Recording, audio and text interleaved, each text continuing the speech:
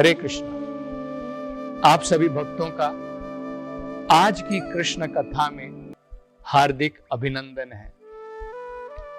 कल की कथा में हमने देखा किस प्रकार से भगवान कृष्ण ने वसुदेव के हृदय से देवकी के गर्भ में प्रवेश किया। जब भगवान देवकी के गर्भ में उन्होंने आश्रय लिया, तुरंत सभी देवी देवता आकाश से एक प्रकार से उस रूप में, अदृश्य रूप में, कंस के कारागार में वहां पर प्रकट हुए और भगवान से अनेकों प्रकार की प्रार्थनाएं की। वसुदेव ने भी भगवान की प्रार्थना की। बाद में इन सभी देवी देवताओं ने देवकी का चारों तरफ से परिक्रमा की, क्योंकि भगवान स्वयं उनके गर्भ में है, और बाद में अपने अपने धाम को वापस लौट गए।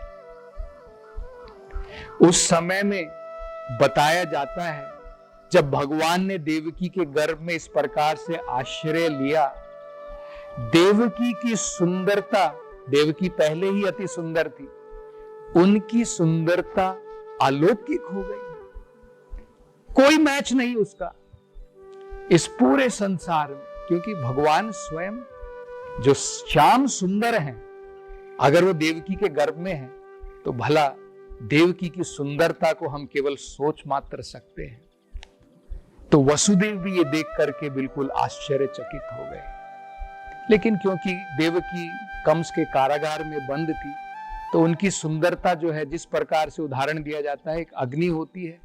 अग्नि, उसके अंदर में आग है, अग्नि है, तापमान है, सब कुछ है, रोशनी है, प्रकाश है, लेकिन अगर वो राख से ढक जाए तो बाहर नहीं दिखती। लेकिन कंस को भी ये प्रतीत हो गया। कंस ने भी देखा कि मेरी बहन इतनी अलौकिक प्रकार की सुंदरता है, तुरंत उसके मन में ये भरोसा आ गया, हो ना हो भगवान विष्णु ने अब देवकी के गर्भ में शरण ले ली है। पहले उसने सोचा, क्यों ना अभी तुरंत जाकर के देवकी का वध कर दूं बच्चे के साथ में।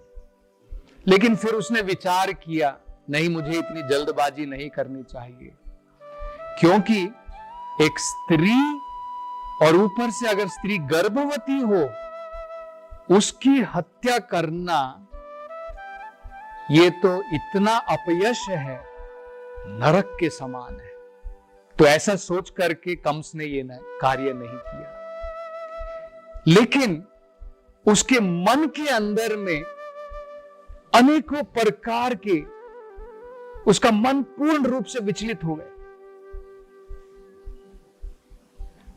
खाते समय, उठते समय, सोते समय, किसी भी समय में उसके मन के अंदर में इतना भय बैठ गया अपनी मृत्यु का, हमेशा उसके चारों तरफ केवल उसको विष्णु नजर आने लगे। देखिए, यहां पर ये एक बड़ा सुंदर संदर्भ है, समझने लायक है। भगवान का भक्त भी भक्ति के द्वारा, भगवान भगवद गीता में कहते हैं, मन मन भव मद भक्तो मद्याजी माम नमस्कुरु। हमेशा मुझे अपने मन में रखो। कंस भी भगवान को मन में रख रहा है, तो क्या कंस भी भगवान का भक्त हो गया है? यह समझना बड़ा महत्वपूर्ण है।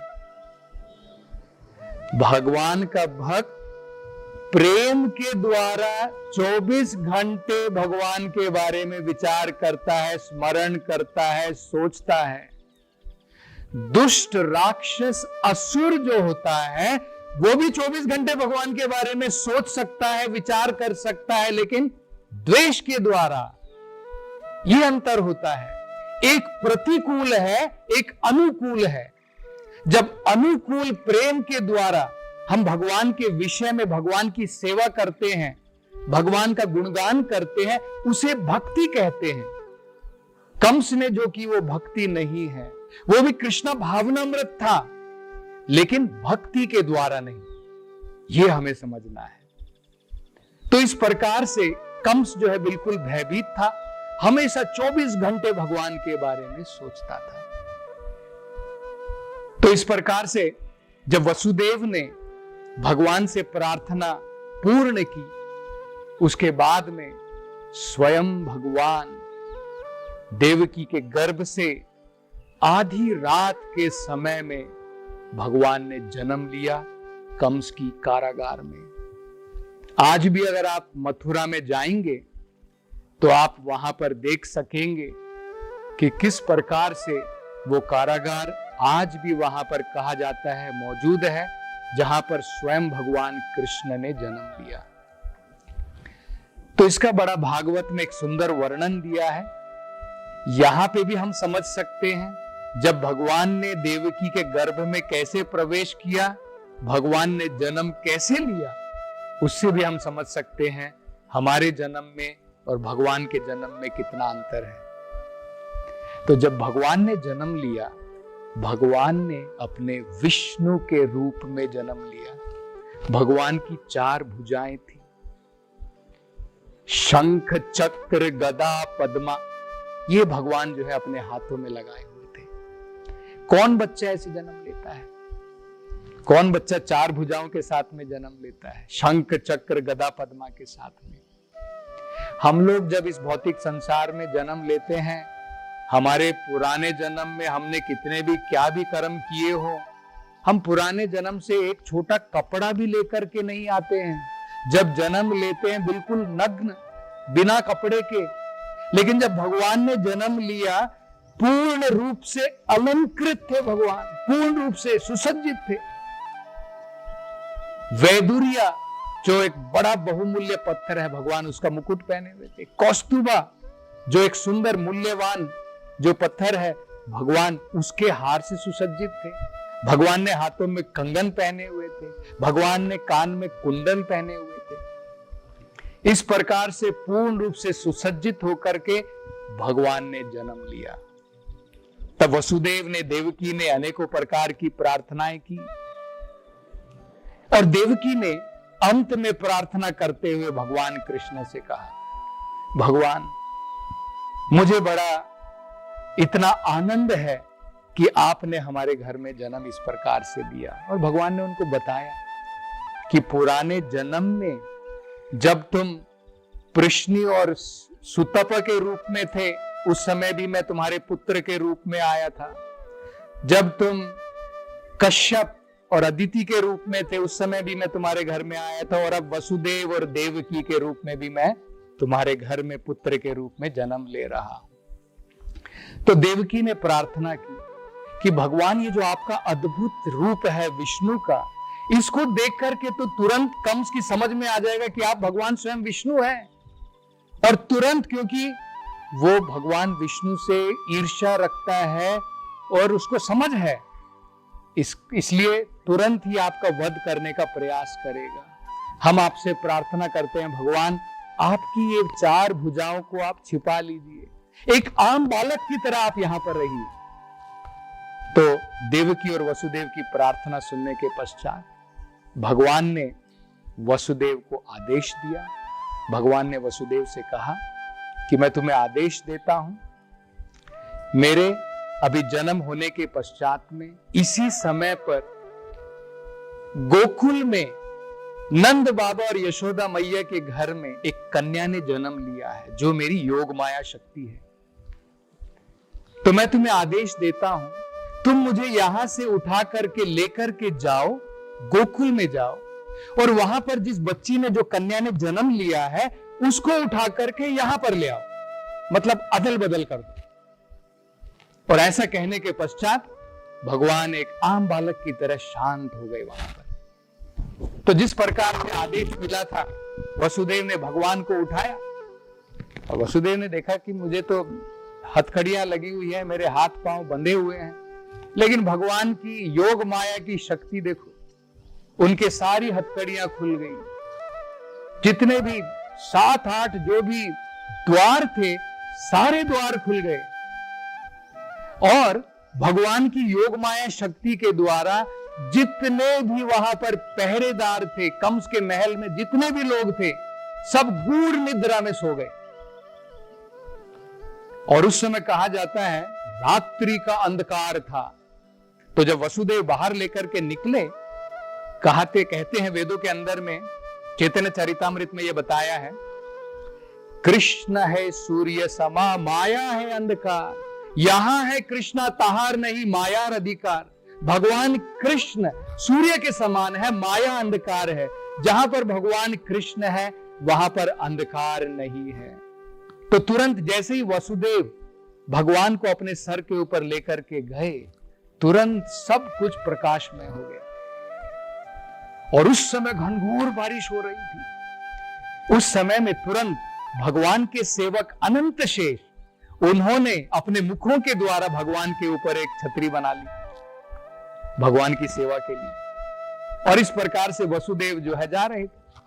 जब वो यमुना नदी के किनारे पर पहुंचे, यमुना नदी के किनारे उन्होंने देखा कि यमुना नदी जो है पूर्ण रूप से भर गई है।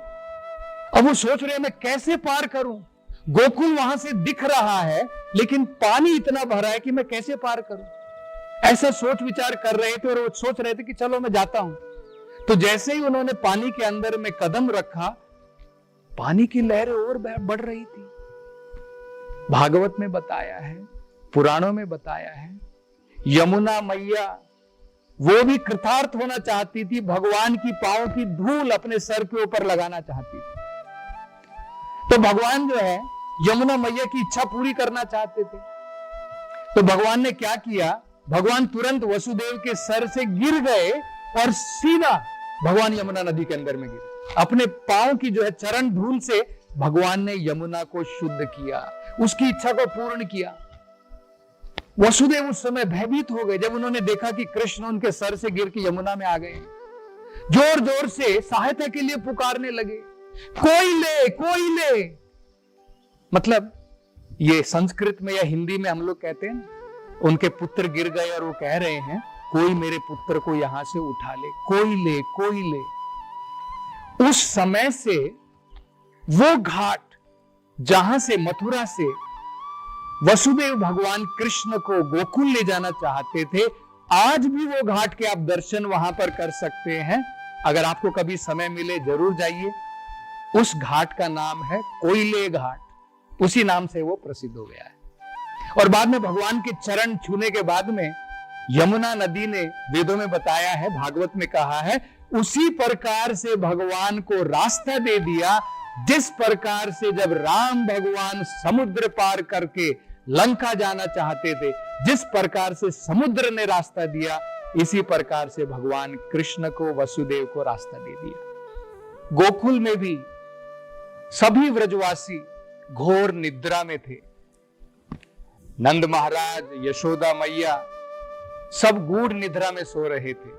रात के समय में जब माता यशोदा ने एक संतान को जन्म दिया था, थकने के पश्चात उनको यह ज्ञात नहीं हुआ कि उनको पुत्र ने जन्म दिया है या उन्होंने पुत्री को जन्म दिया है। ये भगवान की योग माया शक्ति के द्वारा ऐसा हुआ। तत्पश्चात वसुदेव ने तुरंत कृष्ण भगवान को यशोदा माई के पास में वहां पर सुला दिया और वहां से उनकी पुत्री को लेकर के सीधा वापस मथुरा पहुंच गए। और दोबारा कारागार में पहुंचने के पश्चात फिर भगवान की योग माया शक्ति के द्वारा सारे के सारे द्वार दोबारा बंद हो गए। वसुदेव को दोबारा हथकड़ी लग गई और वहां पर जितने भी पहरेदार थे जो सो रहे थे, उनको कोई ज्ञात नहीं हुआ कि यहां पर कुछ भी हुआ हो। सवेरे होने के पश्चात पहरेदारों ने जब उस कन्या की रुदन की आवाज सुनी तो तुरंत वे जेल की तरफ गए, उस कारागार की तरफ गए। वहां पर पहुंचने के पश्चात उन्हें ज्ञात हुआ कि देवकी ने एक पुत्री को जन्म दिया है। तुरंत उन्होंने यह खबर कंस को पहुंचाई। कंस प्रतीक्षा में था, कब ये 8वां पुत्र आएगा, कब मैं उसका वध करूंगा। कंस वहां पर तुरंत आया और देवकी और वसुदेव से उस पुत्री को छीना। देवकी और वसुदेव ने अनेकों प्रयत्न किए, कम से निवेदन किया कि ये तो एक कन्या मात्र है, ये तुम्हारा क्या बिगाड़ेगी। वसुदेव ने तो यहां तक कहा कि बड़े होने के पश्चात मैं इस पुत्री का विवाह तुम्हारे पुत्र से कर दूंगा। लेकिन दुष्ट कंस बिल्कुल नहीं माना। तुरंत उसने उस कन्या को छीना और पत्थर के ऊपर मार करके उसकी हत्या करना चाहता था। लेकिन वो कन्या कंस के हाथ से फिसल गई और सीधा आसमान की तरफ पहुंची। वहां पर जाकर के उस कन्या ने अपनी अष्टभुजाओं का रूप धरा और वे थी दुर्गा माता। वहां से उन्होंने कंस को ललकारा और कहा, मूर्ख कंस, क्यों तुम देवकी के ऊपर, वसुदेव के ऊपर इतना अत्याचार कर रहे हो? तुम मेरा कुछ नहीं बिगाड़ सकते हो। तुम्हारी मृत्यु का कारण देवकी का 8वां पुत्र कहीं और पर जन्म ले चुका है। ऐसा कहने के पश्चात दुर्गा अंतर्ध्यान हो गई। कंस ने जब यह सुना तो तुरंत वसुदेव और देवकी के चरणों पर पड़ गया, माफी मांगी और बाद में उनको जेल से छोड़ दिया। आगे हम ये देखेंगे अगली कथा में कि क्या कंस, उसका मन पिघल गया, क्या उसका मन बदल गया, आगे कंस क्या करेगा, शेष हम अगली कथा में देखेंगे। हरे कृष्णा।